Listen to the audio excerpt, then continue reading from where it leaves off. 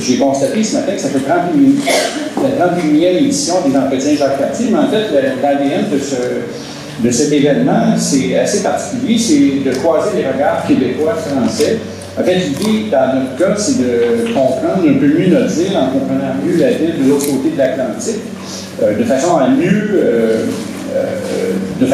intervenir, de façon à mieux agir, mais en apprenant les uns des autres. C'est un peu l'objectif que nous avions quand on a organisé ce colloque. Et on est convaincu qu'avec le programme qu'on a construit, mais c'est ce qui va pouvoir se passer aujourd'hui et demain, réussir à mieux comprendre nos villes en comprenant mieux les villes de l'autre côté de l'Atlantique.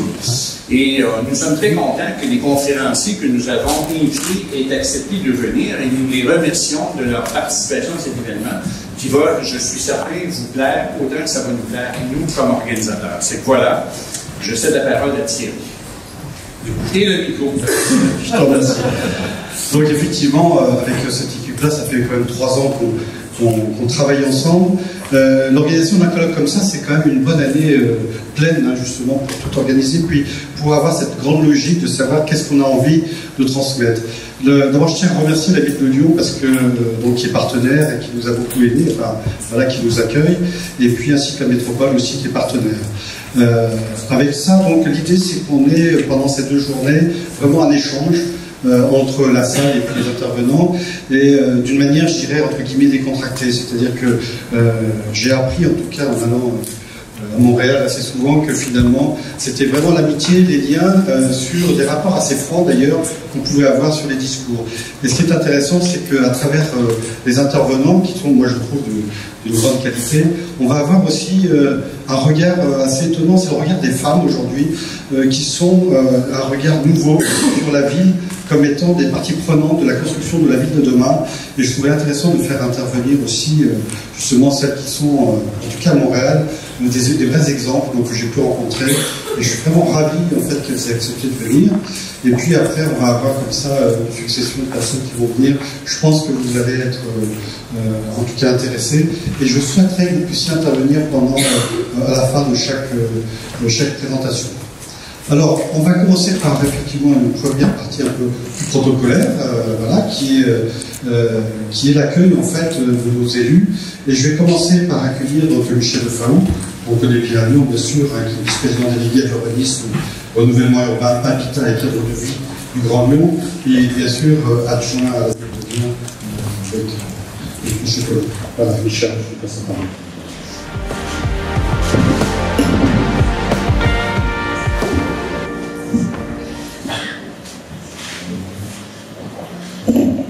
Merci Thierry, bonjour à tous, chers amis, mesdames et messieurs. Alors moi je suis particulièrement honoré de vous accueillir dans le cadre de ces entretiens Jacques Cartier. On l'a rappelé tout à l'heure, ce sont les 31e entretiens, donc ça montre aussi la pérennité de l'action qui s'est engagée au fil du temps entre nos 2 villes, entre nos 2 agglomérations, et je pense que c'est un point important. Donc moi je voudrais bien évidemment vous souhaiter la bienvenue dans cet magnifique hôtel de ville de Lyon, au nom de Gérard Collomb, ancien ministre d'État et maire de Lyon, et aussi au nom de David Kimmelfeld, président de la métropole. Alors ce sont ces entretiens Jacques Cartier, ce sont des moments que nous attendons impatiemment chaque année, d'un côté, de l'autre, de l'Atlantique. Et c'est un vrai plaisir de se retrouver pour échanger, pour œuvrer ensemble à l'amélioration de la vie quotidienne de nos concitoyens, pour œuvrer à un meilleur vivre en ville, pour agir ensemble, chacun relié à l'autre, mais en toute liberté. Et quelque part, c'est aussi un des idéaux que nous défendons. Ici, sur le territoire de notre agglomération, en janvier 2015, l'agglomération lyonnaise s'est inscrite dans une nouvelle ère. Nous avons créé un nouvel outil institutionnel qui s'appelle la métropole. Et cet outil s'imposait notamment au regard des enjeux auxquels les collectivités locales ont à faire face chaque jour. Alors vous trouverez peut-être la formule un peu usée désormais, mais c'est bien la volonté politique d'unir en un même socle de travail l'humain et l'urbain sur lequel nous travaillons. Et ceci dans un souci bien évidemment, d'accompagner l'ensemble de nos concitoyens au cœur de nos cités. Bien sûr, c'est une évidence, même s'il a fallu l'imposer à certains. Alors, moi je dis habituellement, on ne peut pas couler du béton par tombereau entier sans penser à aucun moment aux êtres humains qui vont vivre dans ces constructions. Car habiter, c'est autre chose. Habiter, c'est vivre, c'est travailler, c'est bouger. Habiter dans une agglomération, une ville, un quartier, c'est faire le lien avec la culture, l'éducation, les écoles, le collège, l'insertion professionnelle. Habiter signifie non pas vivre passivement, mais être actif, agir sur l'espace pour le qualifier, pour enclore son habitation, en définir le seuil, l'intérieur, l'extérieur, et par là même sa propre relation à la ville et sa propre participation à la construction de cette ville. C'est ce qu'on peut nommer un vrai projet de ville global qui prend en compte toutes les dimensions de ce citoyen que l'on nomme l'habitant. Notre projet, au fond, c'est de pouvoir rendre l'habitant acteur de sa ville. Que l'on vive au Canada ou en France, à Lyon ou à Montréal, nos villes sont unies dans leurs convictions. Se loger, c'est avoir un toit et c'est un droit inaliénable. Nous verrons d'ailleurs, dans le cadre de ces entretiens Jacques Cartier et de l'atelier que je dois inaugurer aujourd'hui, comment nos sociétés sont concernées et déploient des solutions innovantes pour répondre aux besoins de tous. Et vous êtes, vous, ce matin, différents acteurs de la construction de la ville, des acteurs importants de notre cité et de vos cités, qui agissait sur ces domaines-là, et je pense qu'il est de nature différente, et ça montre aussi la question du partenariat qui se lie autour de ces sujets, et je pense que c'est un point important, c'est la capacité que nous avons à faire ensemble, à construire ensemble en partenariat nos cités, à différents niveaux d'acteurs, et je pense que c'est un point important, et en tout cas, c'est comme cela que nous voyons le développement de nos villes et de nos cités. Alors tout à l'heure, Madame Laurence Prével, co-présidente du groupe Prével, et Madame Nathalie Voland, présidente de gestion immobilière Covadis, vous parleront dans ces entretiens de leurs projets et des innovations qu'elles ont mises en œuvre. Vous aurez aussi le plaisir d'écouter le Père de Verre, si cher au cœur des Lyonnais, vous parler de ses ambitions pour le futur et de sa lutte quotidienne pour le logement des plus défavorisés et des ambitions qu'il porte avec les élus de la métropole d'une politique de l'habitat qui ne laisse personne sans solution.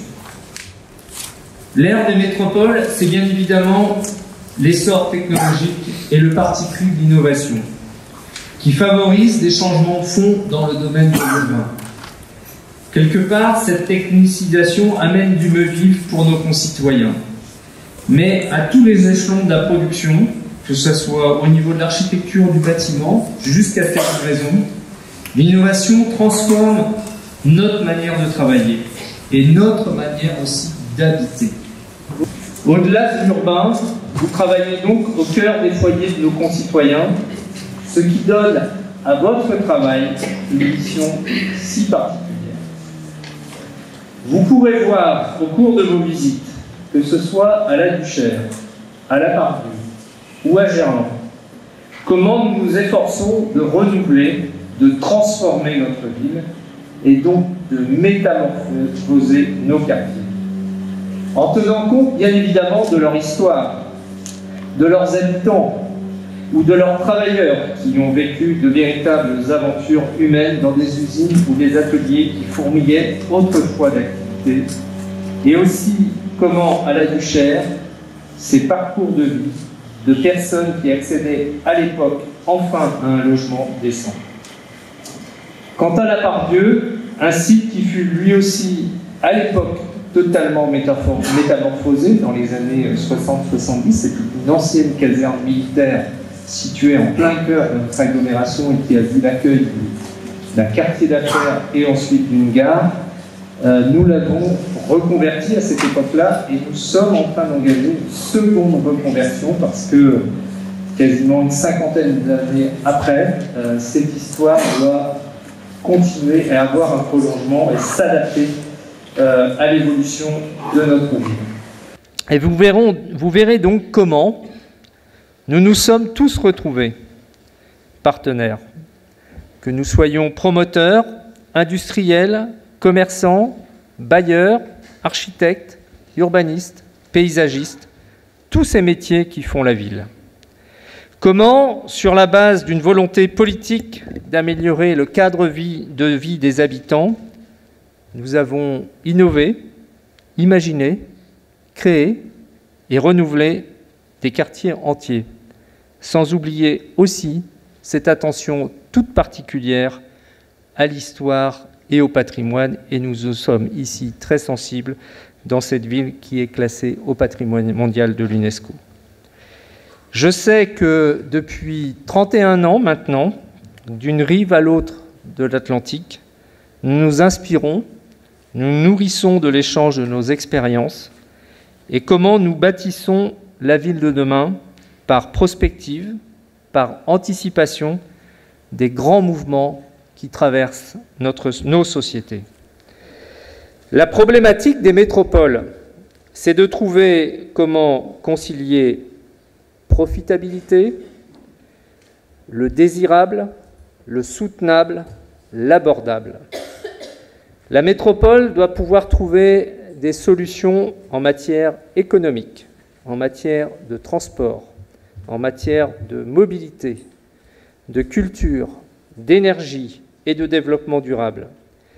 Si l'on y réfléchit, 4 générations doivent cohabiter dans la ville et satisfaire leurs besoins.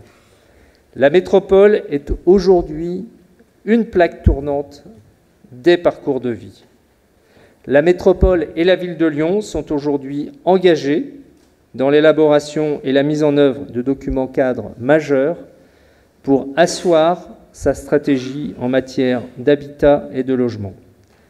La révision du PLUH notamment, mais aussi tous ces lieux de partage et de gouvernance des politiques en faveur du logement des ménages modestes.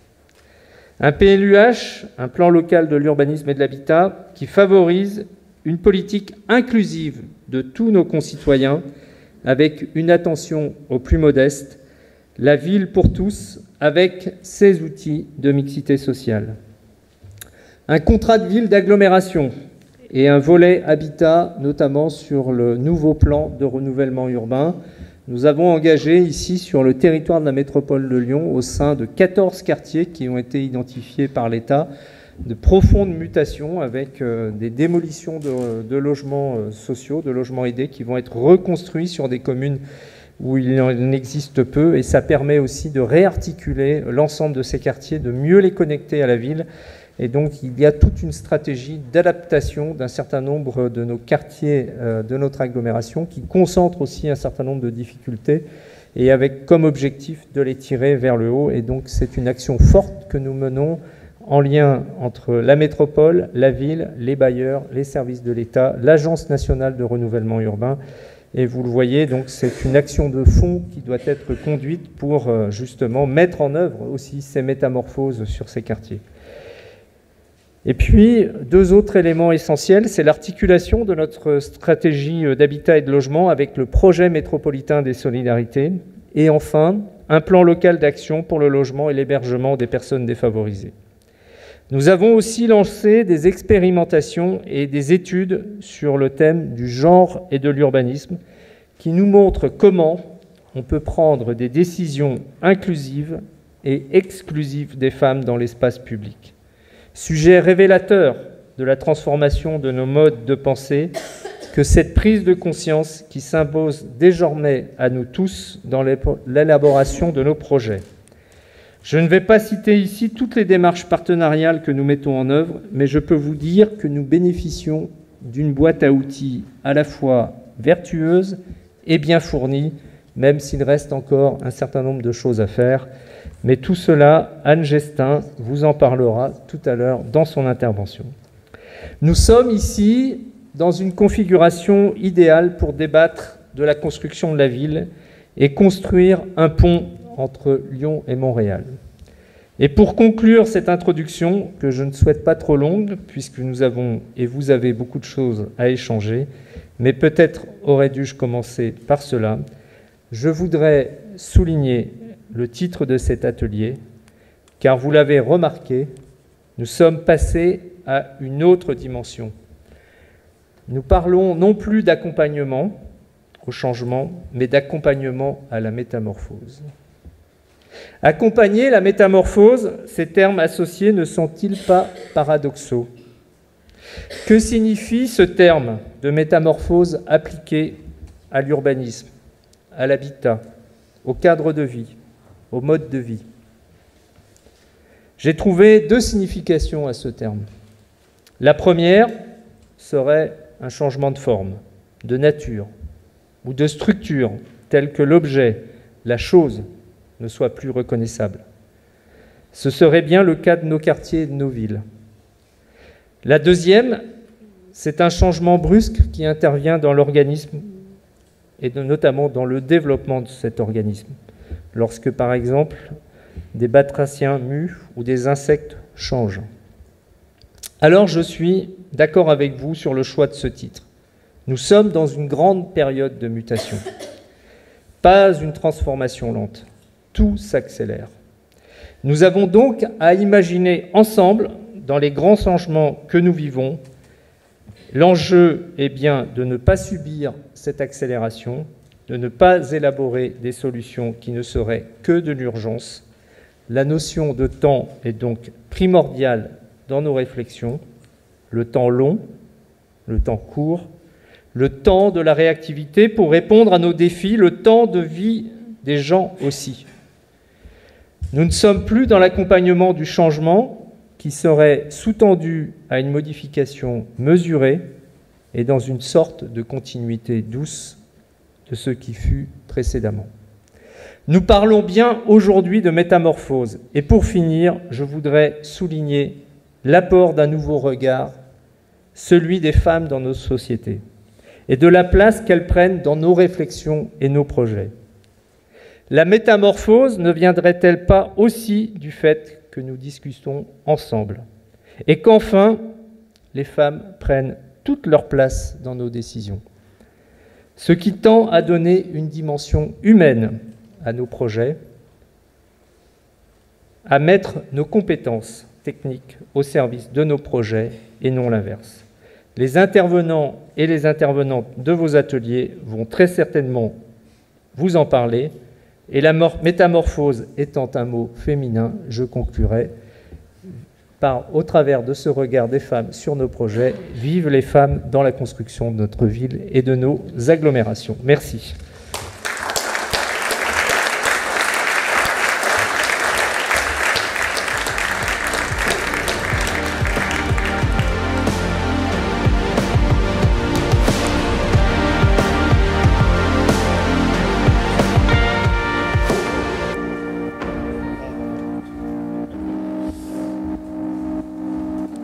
Bonjour, mesdames, messieurs. Il me fait plaisir de vous présenter M. Sylvain Ouellette, qui est vice-président du comité exécutif de la Ville de Montréal, responsable des infrastructures, de l'eau et de la Commission des services électriques. M. Ouellette.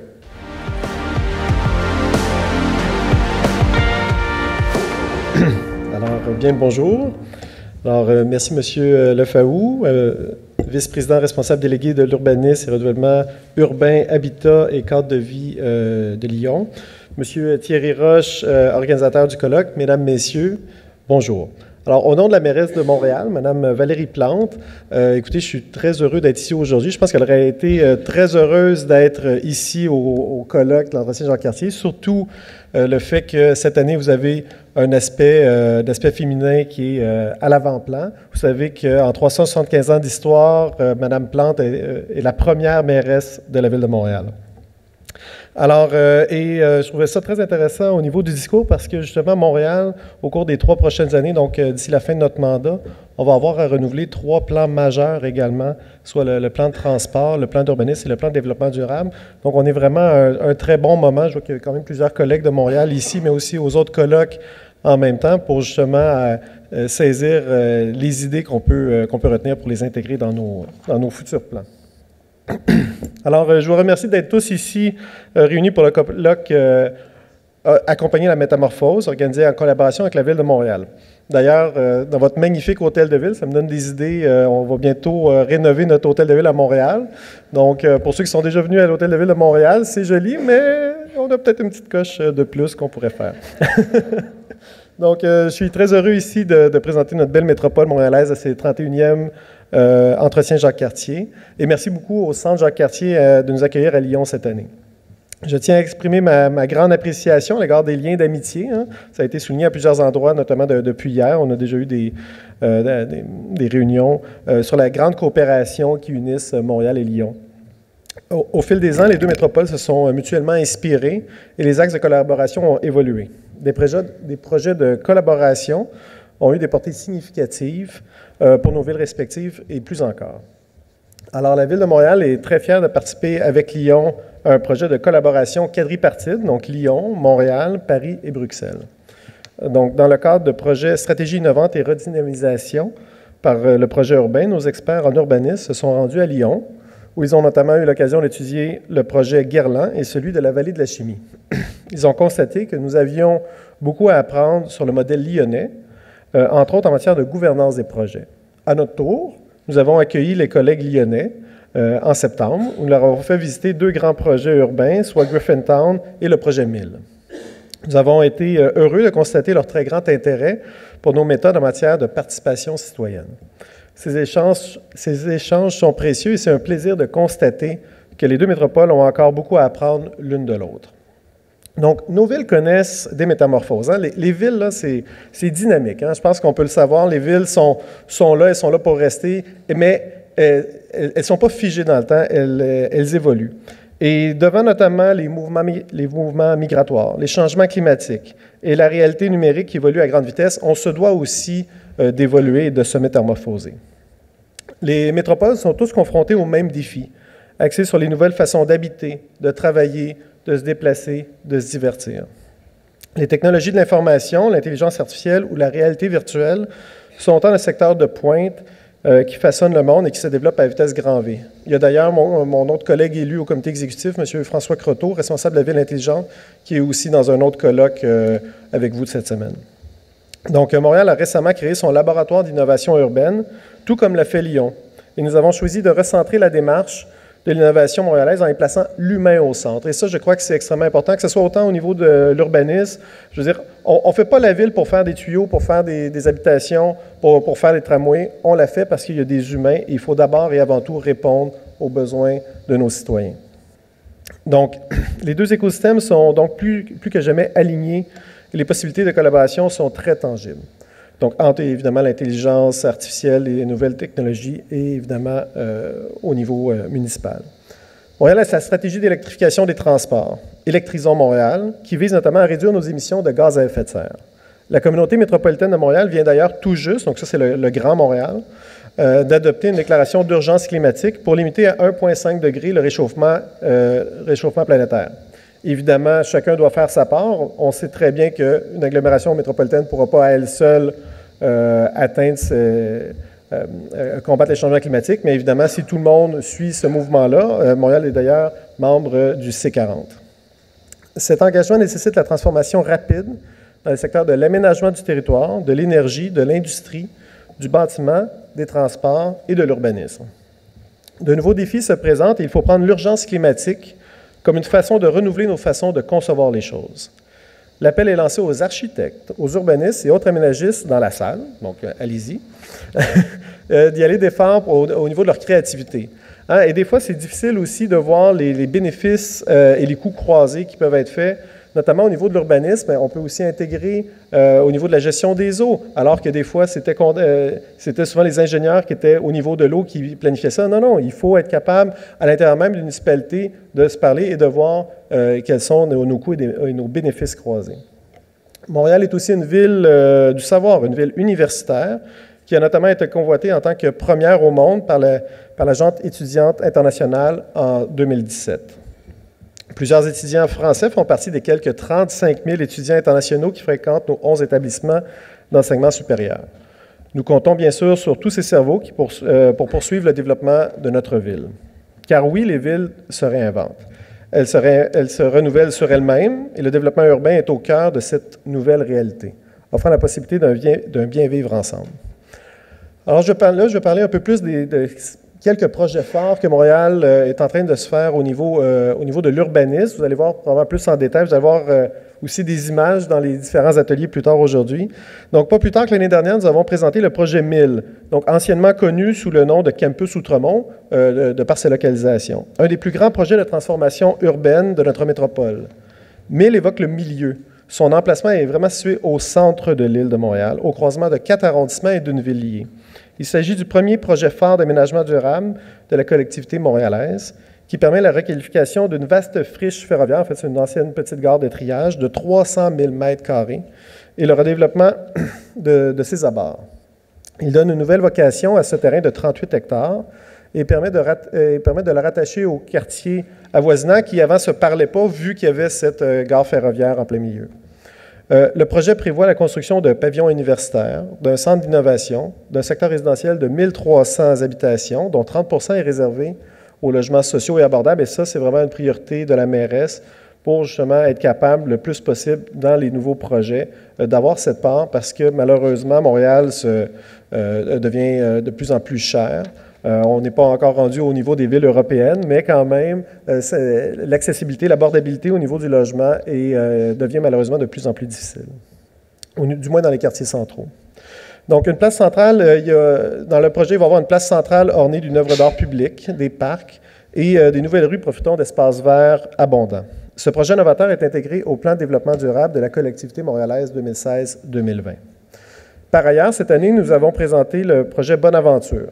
Pendant plus de 50 ans, l'autoroute Bonaventure, qui donnait accès par le sud au centre-ville, vraiment coupait en deux là, au niveau des approches.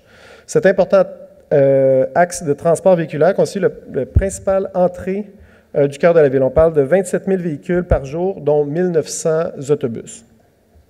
Et donc, il y avait une structure en hauteur, et plutôt que de prolonger cette durée de vie utile, étant donné qu'elle arrivait en fin de vie, on a décidé de la mettre au sol et de faire un immense boulevard urbain avec un peu sous le modèle d'une Rambla, mais évidemment, c'est pas la Rambla comme on la connaît, mais avec un immense parc linéaire urbain en son centre. Ce qui fait vraiment d'avoir une entrée de ville à la fois prestigieuse, fonctionnelle, conviviale, et de favoriser le ratissage aussi des quartiers adjacents et de soutenir le redéveloppement urbain qui est en cours en ce moment. D'ailleurs, juste à côté de ce projet-là, on vient de lancer la construction de ce projet privé du plus gros gratte-ciel de Montréal.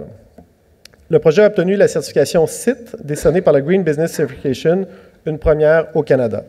Il s'agit d'un projet exemplaire qui, dans le contexte de déclassement de vos autoroutes A6 et A7, pourra certainement vous intéresser. Donc, M. Pierre Saint-Péry qui m'a présenté, chef de la division des grands projets du service des infrastructures de la voirie du transport de la Ville de Montréal. Il faudra une présentation plus détaillée avec, j'imagine, des très belles photos plus tard ce matin. Donc, Montréal affirme aussi souvent qu'elle est une ville cosmopolite, solidaire et inclusive. Et ça, c'est vraiment, c'est écrit sur le texte, là, mais c'est vraiment quelque chose que la mairesse de Montréal, Valérie Plante, tient personnellement à cœur. Montréal est devenu à ce point inclusif que nous pouvons affirmer ce qui unit les Montréalais aujourd'hui, ce n'est plus tant leur origine ou leur condition sociale, mais bien leur attachement à leur quartier et à leur ville. Hein, on a une culture à Montréal d'avoir des quartiers très forts, il y a une identité propre à chaque quartier. Oui, il y a une identité montréalaise, mais aussi un quartier fort, et c'est vraiment la combinaison de tout ça qui fait la synergie et la joie de vivre qu'on connaît à Montréal. Nos prochains défis portent sur le développement de nouveaux quartiers familiaux. Nous avons déjà parlé du site de l'ancien hippodrome de Montréal, un des derniers grands sites vacants de superficie de 43,5 hectares, une propriété municipale depuis 2017. Notre intention est d'intervenir sur un morceau de la ville qui représente un très fort potentiel de transformation urbaine. Ce site pourrait à terme graduellement accueillir 5 000 logements, soit plus de 12 000 personnes, principalement des familles. Il offre une occasion de développer un quartier complet, ce qui est assez rare dans le cas de Montréal, du moins récemment. Souvent, les quartiers en développement, c'est plus en périphérie. Donc, muni de tous les services, offrant une place importante aux piétons, à l'environnement et privilégiant l'utilisation accrue du transport collectif. Donc, la déconstruction actuellement en cours des installations va nous permettre justement là, d'avoir vraiment un terrain de jeu magnifique pour les urbanistes. Donc, voilà, écoutez, il y avait également d'autres projets, mais le temps se fait court et de toute façon, vous allez en voir plus en détail au niveau des prochains ateliers. Donc, en conclusion, nous invitons nos amis lyonnais et français à suivre l'évolution de ces projets qui se promettent de réinventer notre ville. Lyon et Montréal ont aussi en commun de développer leur ville en plaçant l'humain au cœur des interventions, on l'a dit à plusieurs reprises, et j'ai bien hâte, en tout cas personnellement, de voir le projet Confluence et La Part-Dieu. J'ai déjà vu des petits aperçus, mais de pouvoir les visiter avec vous, avec ceux qui ont passé, je pense que ça va être extrêmement intéressant. Donc, dans le contexte où la gouvernance des villes est de plus en plus interpellée face aux enjeux internationaux, le partage des connaissances et des expertises est essentiel. Il est aussi essentiel de maintenir une communication constante. Nous avons maintenant nos vols directs et nous avons aussi l'autoroute virtuelle qui permet d'avoir cette communication instantanée.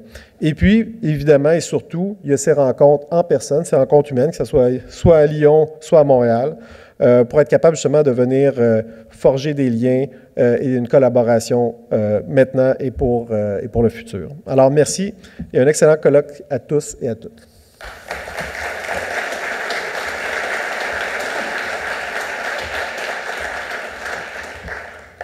Merci pour cette intervention. Et oui, merci aussi, Michel, d'avoir parlé de la métamorphose. À moi, il y a une phrase de Gide que j'aime bien, c'est que la promesse de la chenille n'engage pas le papillon.